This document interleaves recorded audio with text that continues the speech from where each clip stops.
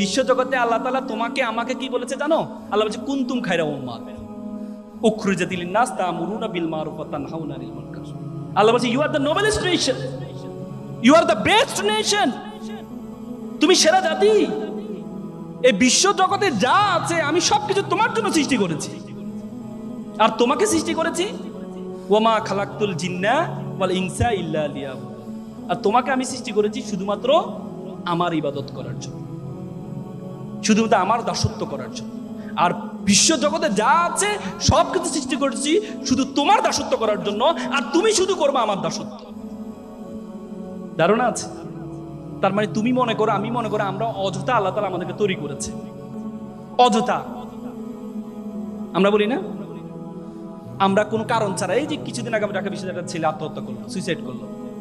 ঢাকা বিশ্ববিদ্যালয়ের সাবেক ছেলে এসপি, সেও আত্মহত্যা করেছে। মনে করো যে কেন? আল্লাহ তাআলা কি আমাকে অনর্থক সৃষ্টি করেছেন?